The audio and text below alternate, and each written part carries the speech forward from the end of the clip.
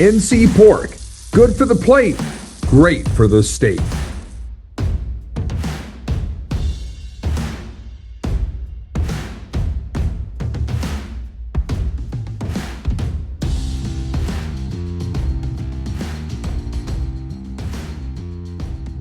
Let's move ahead and talk about North Carolina. The Tar Heels have been right on the edge of getting into the win column against Cal on the road at Berkeley, and then late in Chapel Hill 2 weeks ago in that narrow 1 inch coming up short against the Virginia Cavaliers. But now the Tar Heels are finally in that win column. They've gotten that result they've been chasing under first-year collegiate head coach Bill Belichick, a 27-10 decisive win over a very injury-riddled Syracuse Orange team of Coach Fran Brown that showed so much promise at the beginning of the season, but now they're just down to playing lacrosse players at quarterback and then another guy behind them. So they're literally on their fourth quarterback at one point in that game, but a win's a win. We were going back and forth in a three-way text during this game on Friday night. And man, there were times that I thought you had more organization in the trick-or-treaters out on my street than you saw out of either one of these teams. And that's just with all due respect.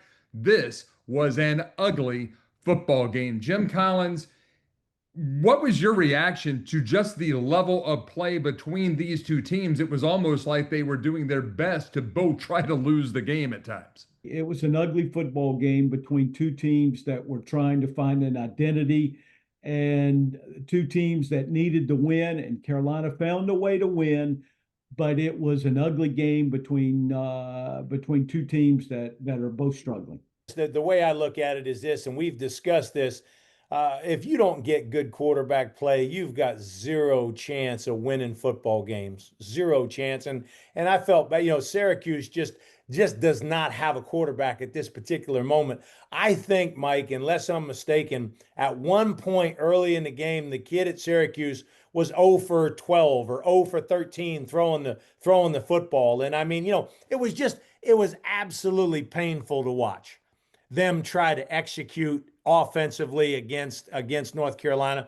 North Carolina, I think, is making strides defensively. I think that they've got some guys that transfer from Delaware, the big defensive end. He's really showing up on a consistent basis. I still think North Carolina is struggling on the offensive side of the ball, scheme-wise, and the things that they're trying to create, from an explosive play standpoint, running the football. It was very much a struggle for both teams, but it was a much needed victory by Coach Belichick and the Tar Heels. Damon June had a breakout night offensively for the Tar Heels, 101 yards on the ground, 81 receiving yards, 2 touchdowns, a lot of game-changing plays. Gio Lopez, as you mentioned, for the Tar Heels, an efficient outing. Not going to, win him any awards, but 15 of 19 for 216 yards and 2 passing touchdowns. But gentlemen, over the last few weeks, we've seen the Tar Heel quarterback, and look, Gio Lopez is the quarterback that this coaching staff believes in. So to continue to talk about making changes, I don't think we're going to see that. But you do see Lopez now electing to run more.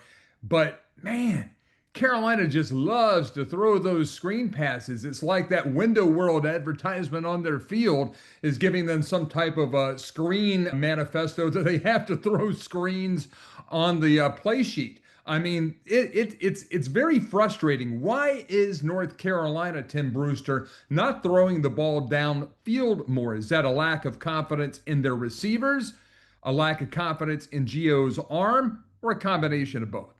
It's a combination of things, and they're seeing in practice what Gio can and can't do from an arm talent standpoint.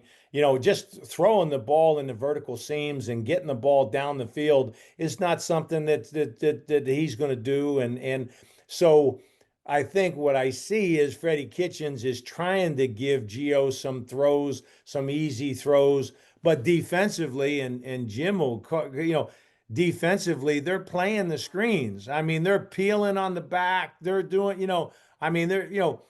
this is something that in their preparation, they're preparing for the screen game in a big time way. And And I just think it's going to be tough sledding for North Carolina until they can get really some type of confidence in their, in their down the field passing game. Talent wise, do the Tar Heels have anybody that can stretch the field vertically to open up those passing lanes? You got to be able to identify, and I'm sure they can, whether it's two deep or three deep, or whether it's quarters or whatever it may be, and be able to put pressure on safeties and corners that to have to play vertically. I don't see them running a ton of vertical routes that create that vertical stretch. You would know better than I would on that, Brew. You know what, Jim, I couldn't agree more with you. I don't see anybody with that blazing speed, with that ability to really stretch or take the top off the defense. And if you don't have that guy, it makes it difficult. It really does. The other thing I don't see North Carolina doing, I don't see them utilizing the tight end. Utilizing the tight end in the middle of the field and running option routes, running shallow crosses, I mean, and they've got some tight ends, but that guy to me today is so important because he can collect coverage in the middle of the field.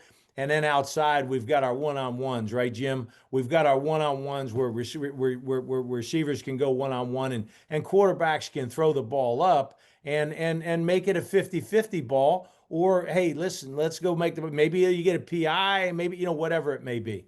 When you look at the North Carolina tight end room, Brew, they have Jake Johnson, who is the brother of Max Johnson, the Carolina backup quarterback. They also have Connor Cox and Shamar Easter. When we think back of Bill Belichick in New England, you always think about Gronk and how Brady and Gronk were able to get a 1-2 punch going that could be unequaled in the history of the National Football League. Where is the disconnect between what Belichick used to run in New England and what Freddie Kitchens is putting on the field in the North Carolina offense, not only this year under Belichick, but also last year under now former head coach, the all-time winningest Tar Heel head coach in football, in Mack Brown? I really think, Mike, it's about Freddie Kitchens and what he's comfortable calling, what he sees there. And Freddie's the tight end coach.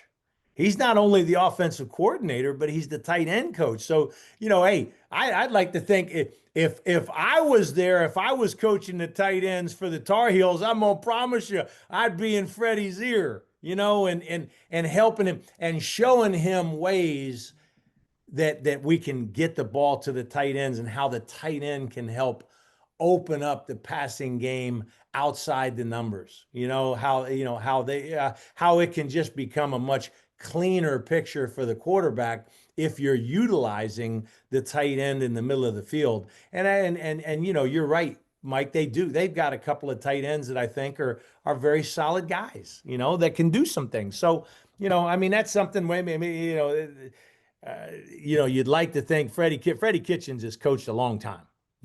He's coached in the National Football League where tight ends are utilized big time. I mean, and so, you'd like to think at some point here. But again, I think the big point is it goes back to what he thinks the quarterback can do and what he's getting out of the quarterback, what he's getting out of Gio, Mike. What are defenses seeing in North Carolina's offense that might be taking away those opportunities for the Tar Heel tight ends? I think as you evaluate the Tar Heel offense, you can afford to play a little bit tighter coverage because they don't have the vertical stretch at all. You can match up and take some matchups away with underneath coverage, zone drop.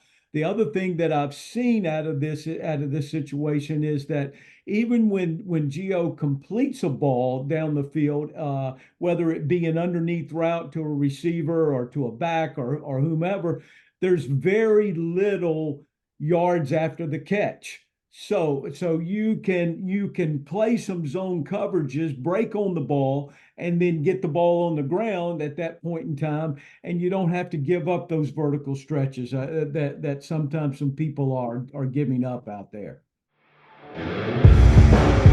This has been Bold North State Football Daily. an exclusive presentation of the North Carolina Sports Network. Make sure you follow us on social media at the NC Sports Net, and check out our website that is wall-to-wall coverage of North Carolina sports at ncsportsnetwork.com. Our foundational partner is the North Carolina Port Council, raising the bacon, raising the bar. Telling the stories of the bold North State, this is the North Carolina Sports Network.